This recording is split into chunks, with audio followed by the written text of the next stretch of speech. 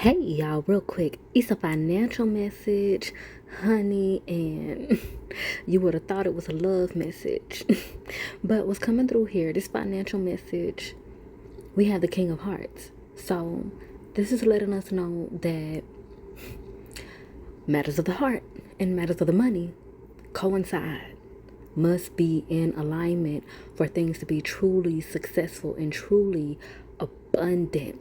So over the past couple of years, months, days, we have witnessed people with a lot of money doing some things that just don't make no sense to us. But the sense that it makes, what the divine realm is saying here is that their mindsets did not match their money. Their soul sets did not match their money. Their heart sets did not match their money. So they end up either wasting their money, investing their money in things that are basically to enable their void feeling, or they use their money to harm themselves and or harm other people. That's why the King of Hearts, the King of Cups, in this particular form, in this particular type of card deck, if you notice, he's sticking a sword in his head. So this card in this particular type of deck also represents suicide. So some people that resonate with this message may have either lost people to suicide, light, love, and healing and liberation to their spirits, as well as you and the rest of their loved ones. And also, this is indicating people who have used the money that they accumulated to sabotage themselves, whether it be through drugs or just other heinous, nonsensical activity. So many of us are like, oh my gosh, I need money. I need money to do this. I need money to do that. Where is my money? I gotta get this money. Money, money, money, money, money. And the divine realm is like, we got your money. Hey, hey, hey, baby, we got your money. Don't you worry. Hey, hey, baby, we got your money. But you gotta use the moments that you have right now, whatever you feel like is a delay, whatever you feel like is an obstacle, a setback, something getting in your way, whatever will have you. You got to use where you are and what you have right now to reform your mindset, your heart set, your soul set.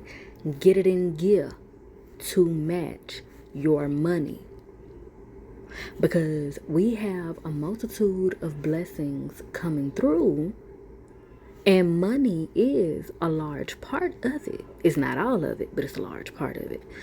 And the divine realm wants to make sure that we make the most of it and use it for what our purpose is in alignment with, and for us to understand at the same time that our sense of enjoyment is also a part of our purpose. So if any of us have things that are coming up surrounding the concept that if we don't do it, it won't get done, this message is heavily for you, because there's a warped mindset here of what life is and how things get done.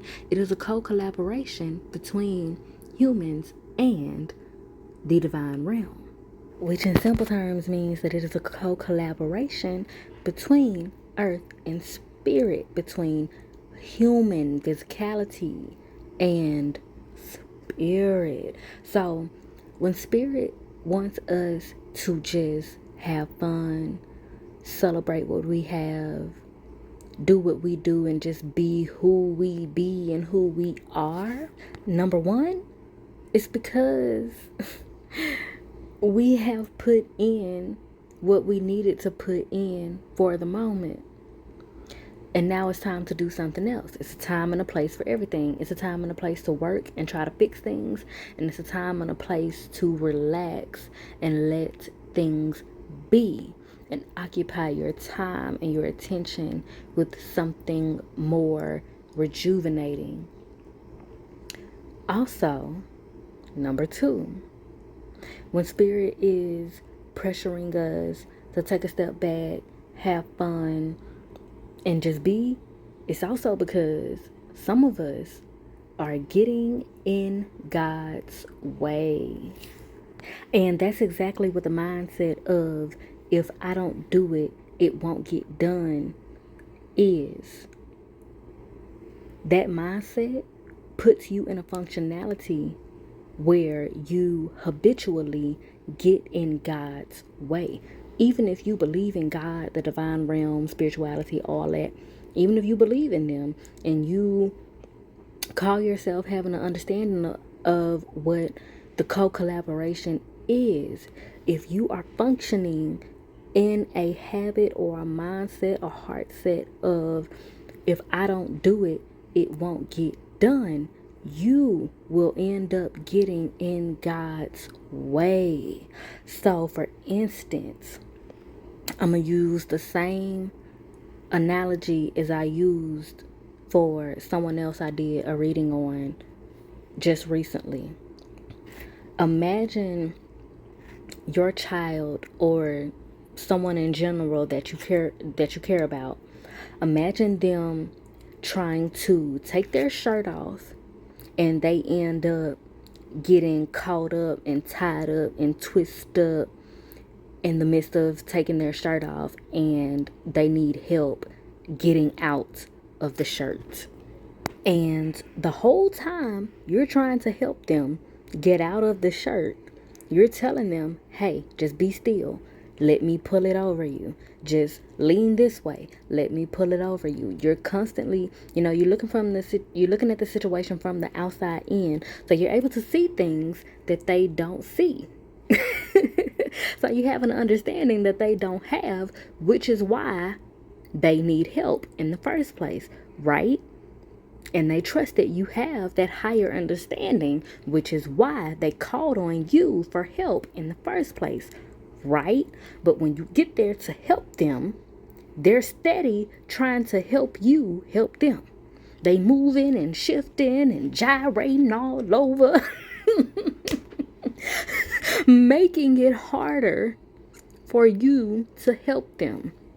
Because even though they called you for help with the understanding that they don't know it all and they ain't got it all, they still physically, habitually feel like they have the better idea. When in actuality, if they just stop and be still and listen to what you're saying and embrace the way you are assisting them, they would be out of the tangled up situation. They would be out of the shirt ever so sooner than later. And that's what is meant by a lot of people at this time are getting in God's way, because you're calling on God for help, but at the same time you still think you got the better idea and you won't release control over the situation and go do something else. Put your mind somewhere else so that God, the divine realm, can do what they do. And you wondering why your faith is not where it should be. And it's because you keep getting in God's way. You keep thinking you got the better idea. You keep thinking if you don't do it, it won't get done. And that is disrespectful to your belief in God. Divine realm, universe, however you perceive it, it is disrespectful and disregarding to the spiritual higher being that you call yourself having a relationship with and a dependency on and a co-collaboration with. So, if you have the intent to honor your relationship with yourself, your divine purpose, if you have the intent to honor your relationship with your divine realm, you have to be willing to be vulnerable in a way where you are willing to admit defeat, where you are willing to surrender, where you are willing to admit and stand in the fact that you don't have all the answers, you don't know all of what you're supposed to be doing or what you could be doing, and step out of the way and not only let other people help you, but let your divine realm help you. And post-traumatic slave disorder is a large part of that functionality of where we get in God's way. That's why we need to rebel that. Because we so caught up in the slave habits and the fears that come along with that, that we aren't allowing ourselves to authentically function in faith and allow God, the Most High, the universe, the divine realm to come through for us. And I know some of you may have that question, that mindset, and it's not a bad thing that you have that question of, if God was real, if all of this other stuff was real, why would they allow us to experience slavery? And that's the tricky thing about faith, because you have to have faith before you get the clarity of the answers that you really want. And that is God knowing more than what we know, knowing more about ourselves than what we know. So they have to handle us a certain way in order to get specific results so that we can fulfill the specific purposes that we are meant to fulfill. That's why there is a scripture, there is a saying, there is a whole entire concept, being, experiences that teach us to walk by faith and not by sight. Because if you stay stuck in the mindset that the gods and goddesses are always punishing you or attacking you and all this, that, and the third, you will not get to where you're supposed to get, or where you feel like you're supposed to get, or where you feel like you're entitled to. You won't ever get there, because this is a realm. And I don't want this video to be too long, so that's why I'm finna be flooding the timeline, honey, because things are finna be delivered in parts. You know what I'm saying? Because things are very deep, and I understand the questionings that come through, and the questionings are valid. But for this message in particular, it's all about gathering the understanding that your heart set, your mindset, your soul set is directly correlated with your financial set. So if you're having financial setbacks of any kind, it's largely attached to your mindset, your heart set, and your spiritual set. And specifically, it's directly attached to, for a lot of us resonating with this message, is largely attached to not allowing yourself to embrace your sacral chakra, not allowing yourself to embrace your emotions, your creativity, your sense of leisure, your sense of enjoyment, sex, sensuality, relaxation, release. You're not allowing yourself to do that. Many of you have been taught to not allow yourself to enjoy life, to enjoy yourself, to enjoy being who you are, to enjoy what you have. And so many of you have probably been getting a lot of messages that say, just have fun, don't worry, be happy, focus on the good, this, that, and the third. And it's going over your head, or it's confusing you, or it's frustrating you, or whatever will have you. You're not able to embrace that message to its entirety for real, because you have been taught one way or another that there is something wrong with enjoying yourself and being creative and being liberated. You have been taught to shame and punish yourself for enjoying yourself, for being creative, and for being liberated. And that's why it is a continuous message coming through. You heard that notification? That's divine confirmation. That's why it is a intense message coming through concerning rebelling toxic love languages, and that includes rebelling toxic self-love messages, because self-love is enjoying yourself, enjoying being who you are, enjoying being creative, enjoying joy, enjoying festivity, enjoying it without punishing yourself and without feeling like you're losing something by enjoying.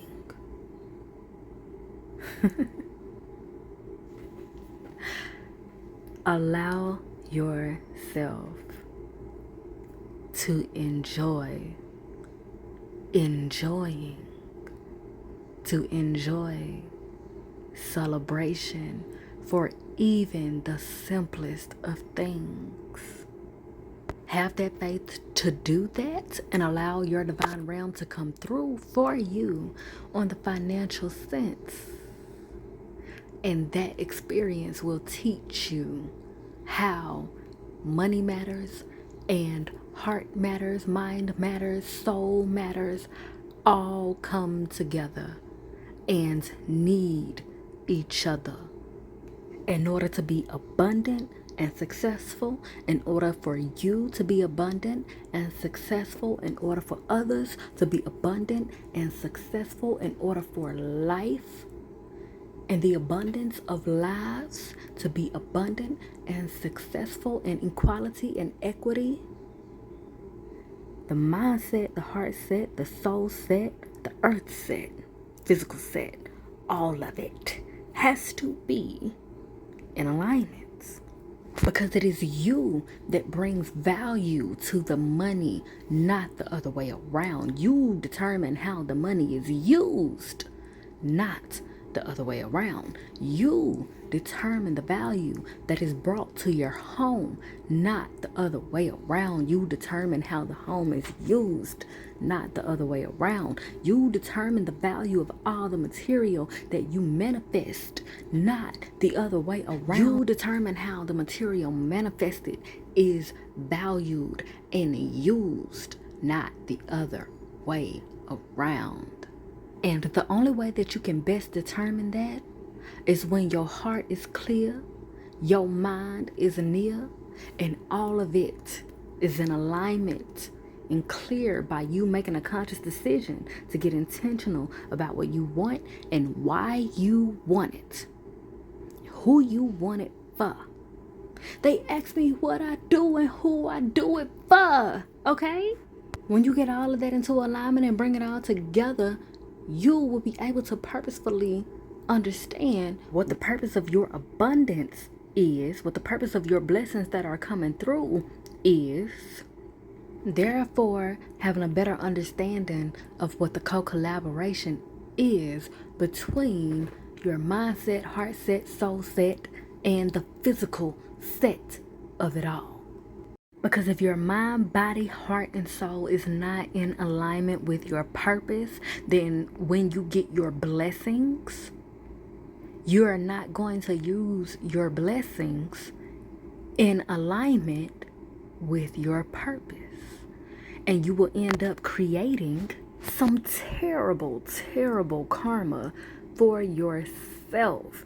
And with that being said, refer to the type of tarot card this is, and what the imagery of this type of tarot card also entails, which is suicide and self-harm. And if you need a little reminder, just go back to the beginning of this video of what I said, okay? So us that are resonating with this message, which is honestly millennials, honestly, millennials and those coming after millennials and baby boomers that are more on the tail end, that have a broader understanding of things, that have a more expansive heart set and spiritual set, all that. We are meant to prove that the mind, body, heart, and soul alignment is valuable and is best for not only ourselves individually, but also universally and generationally. So what's written in the stars for us is to be successful in every way, to have it all, to not have to choose, to not have to sacrifice in the way that our ancestors and elders had to choose and sacrifice. And that's why it is a heavy emphasis, and that's why many of us have been practically forced into resting, forced into having fun, forced into releasing our grasp on things and letting certain things and people go, because the divine realm is like, look, it's time out for all that distraught and despair. The divine realm is saying, before you were carnated and or reincarnated into this earth realm, we agreed that you had earned this abundance. You earned these blessings. It is meant for you all to have this abundance, to have these blessings, to experience and be an example of heaven on earth. Being able to have it all and not have to sacrifice and choose the way our elders and ancestors had to sacrifice and choose. That's why they have forced us into greatness that we have been taught to demonize, because they want to remind us and they want to remind our souls in a way that translates to our human selves that we came here to experience, not only to experience, but to create and evoke and experience heaven on earth that was agreed upon and that was promised to us and those that come after us. So that's why it's so much emphasis and so many messages coming through about getting our mind, body, hearts, and souls in alignment with our manifestations. Because many of us are mad at God and frustrated with God because we feel like they not upholding their end of the bargain, when in actuality it's us. We are not upholding our end of the bargain by doing the work to have and create our mind, bodies, hearts, and souls matching our manifestations, so we can make the most out of what we ask for and make the most out of what we meant for. So whether we are able to see it or not, the divine realm is doing the most to hold up their end of the bargain, and they're asking us to have fun, embrace love, embrace gratitude, which, child, when you really think about it, is not much. It just seems like it. It's a mind thing because of what our people have been through, and those toxic love language and those toxic dynamics that they pass down. So it seems like it's so hard and it's so much and it's such a punishment, when in actuality it's not. They're literally asking us to have fun and love ourselves while they do the hard part. And with all that being said, child, if I do say so myself, honey, I have milked this cow dry, and I am thoroughly appreciative for the exchange of vibes. And if you're feeling synchronized, please do me a divine design and like, share, and subscribe so that you could be one of the first to be back through these queenly quotas for the next time. And be sure to bless my comment section with your questions and conversations. And as always, I bid you all light, love, healing, and liberation. Emphasis on liberation. Mwah.